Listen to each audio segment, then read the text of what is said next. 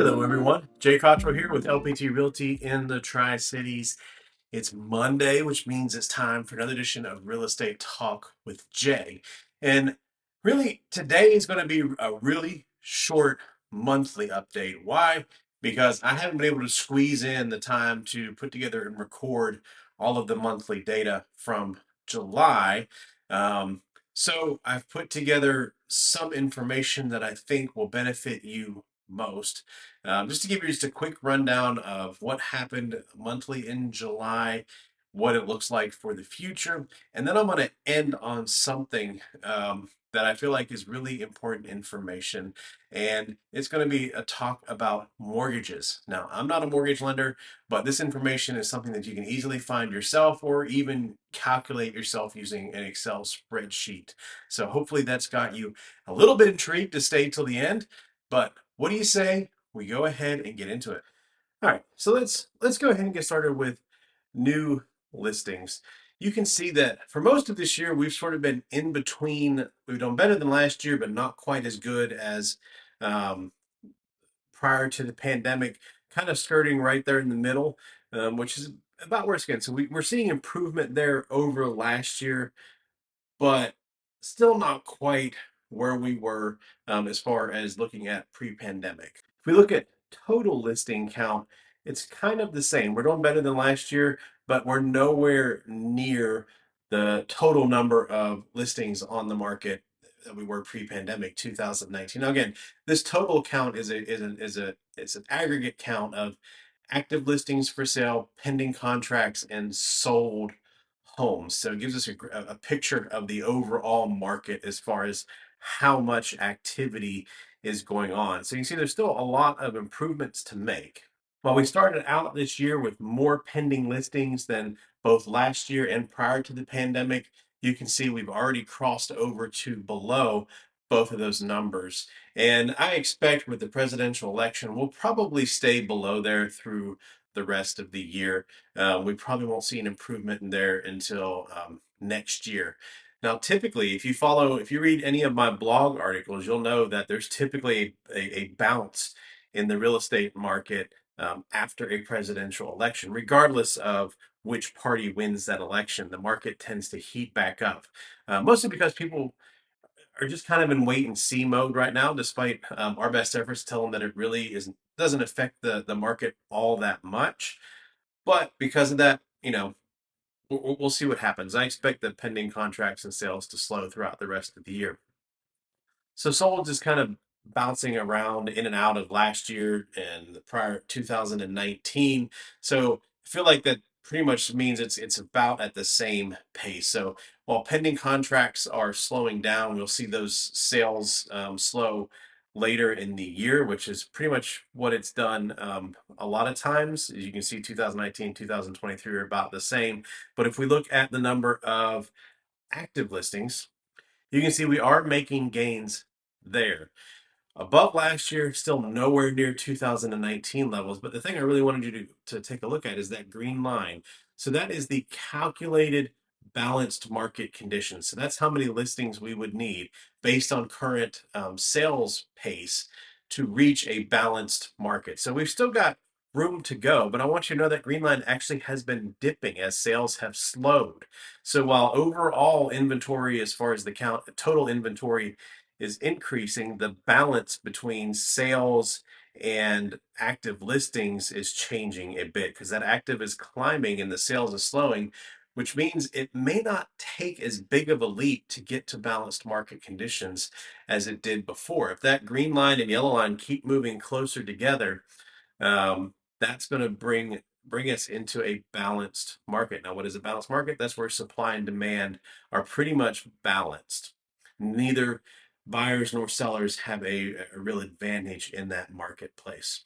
But you can see, since we still are low on inventory, even though we're making gains, prices are still steadily increasing. Though those have returned back to a normal pace of anywhere from 3 to 5% year over year. If you look over the last 70 years, the average rate of appreciation for a home is about 4.8 something percent per year, and we're kind of right in line with that now right now. So I think 2024 has really been bringing some normalcy back to our market.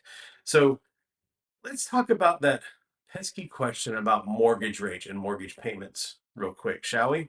So again, I am not a mortgage loan professional, so I can only comment on really generalities.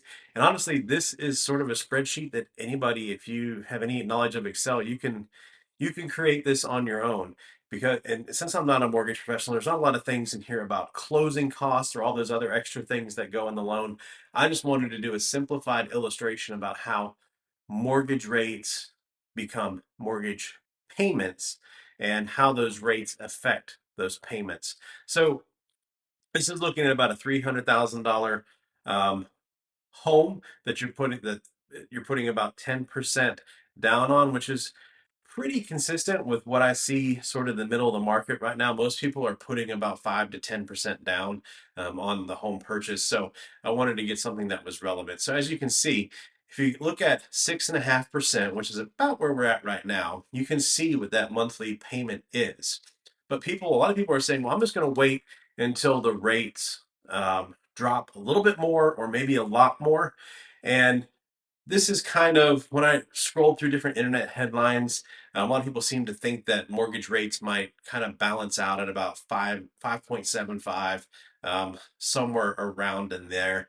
But a lot of the stuff that I read, and you can find it as well, most of the mortgage professors are saying yes, barring some sort of unexpected inflation data or something else unexpected, rates will probably continue to come down, but it's going to be a very slow and bumpy road.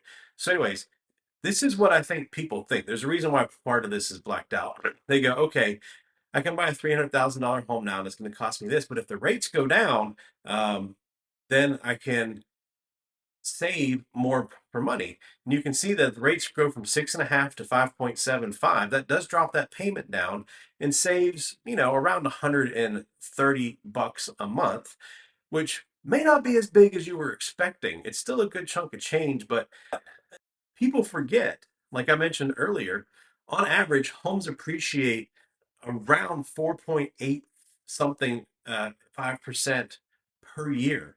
So if it takes a year to get down to that lower mortgage rate, which a lot of people are thinking it might take to, then people forget to account for the fact that a $300,000 home is no longer a $300,000 home. It's now a $314,000 home. So it's not an apples to apples comparison because yes, you have a lower rate, but the house has gotten more expensive. And so your savings is only around $50 a month. So again, you're not really making a lot of savings. And who knows what competition for homes is going to be like then at that lower rate. Right now, there's a lot of options out there for buyers. So you might want to ask yourself, is it worth waiting to save $50 a month when I could find what I want right now and not only um, not have a much of a different payment, but you'll also have gotten that 15% in equity in the home by now. So that's about half of your down payment that you've already made back in appreciation and in home equity that you have. Now let's take this out 2 years. Even if we drop rates down to 5.5%, again, home price appreciation, that $300,000 home is now almost $330,000, and it's only going to save you about $20 per month. But again, you've lost out in the gain of equity of $30,000, which would cover your initial down payment. So the reason why I wanted to illustrate this is not to force anybody into buying a home, but sometimes I think people really need to look at the numbers. And again, this is a spreadsheet. There's online calculators you can do to run all these different scenarios about how much mortgage rates really affect mortgage payments. Because when you're looking at a 30-year mortgage, a few $1,000s more here and there, or a drop in interest rates of 0.5% or so, really doesn't affect the payment as much as you think it would. So I really encourage you to really look at the numbers and see if it really is.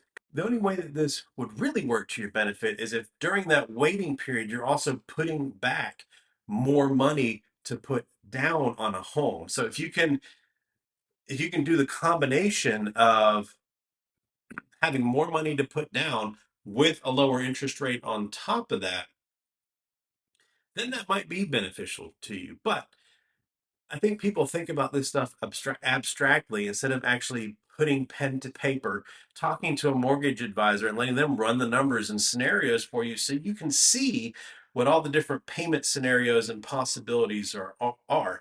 Because homes continue to get more expensive, though we're kind of back to more of a um, normal price appreciation year to year, which means even if interest rates drop, mortgages tend to get a little bit more expensive year over year as well. So I hope that makes sense. Again, I'm not trying to push anybody into purchasing right now. I really try to push people to think and not just take the media's advice or all this. There's all we get bombarded with information all the time, but I really would like people to put pen to paper, sit down and actually think through and do some of these scenarios themselves to really make an informed decision. Because that's one thing that I believe big on. And you can ask any of my past clients. I really believe in having very well informed clients. And I hope that this little exercise did that for you. So I'm going to stop there. Didn't want to make a super long video, but I did want to get some of the monthly information in there as well as talk to you about kind of mortgage payments and mortgage rates and how all that works out. I'm going to put a link down below with a little bit more information on that, but I'm going to stop because that's it for this week. We'll see you next week.